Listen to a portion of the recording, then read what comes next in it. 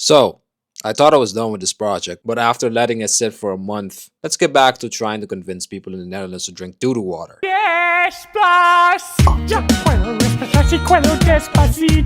This is important stuff, people.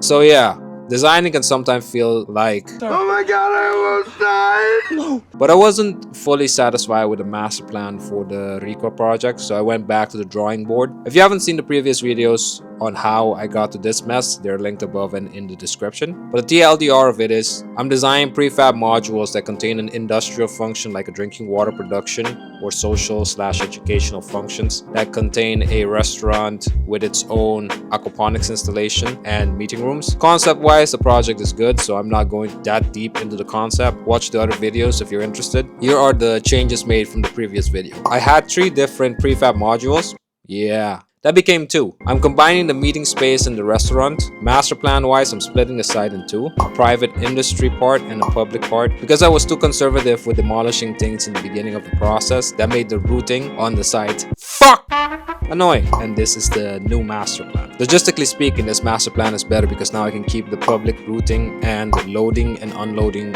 routing separate. But I also wanted the public visitor to experience the full cleaning process. So if you move from right to left on the master plan, you go from end product to aquaponics to the clean water manufacturing to doo-doo water cleaning. Basically, things get shittier going to the left, which is a good thing. This reflects the process diagram beautifully. I only focused on one of the 2 modules this time because the concept and master plan is pretty much clear, so now it's time to refine the floor plan with the minimum required areas for the spaces. So the idea is to have a Michelin star restaurant in the water basin that produces its own ingredients via aquaponics, like the Hauma restaurant in Singapore, but on a bigger scale. For the restaurant, you need to take the dining area and the back of the house area into account. This restaurant can seat about 88 people, and you also have the warm prep, cold prep, washing area and staff restroom, plus cold and dry storage.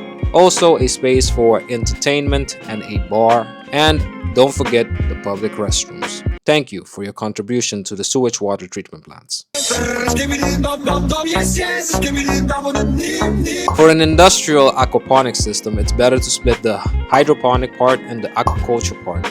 You can manage the climate from the produce and fishes better that way. So in the restaurant, you're technically sitting in an aquarium, which gives me the opportunity to play with water caustics on the ceiling using uplighting in the fish tanks. I'm going for that underwater industrial vibe in the water basin. In the other basin, I'm putting the hydroponics part surrounded by office/meeting spaces. I want natural sunlight for the plants in the hydroponic space, so skylights are added. This space is the centerpiece of the design. The access and the tour of the sewage water treatment plant starts here. So the skylights are inspired by a lotus flower, a little symbolism for its ability to grow even in doo-doo water. From there, you exit from the loading dock and can get a tour of the entire site with supervision. The man-made pond makes a natural barrier between the public and private parts of the site and also gives the public a place for water activities in the summer.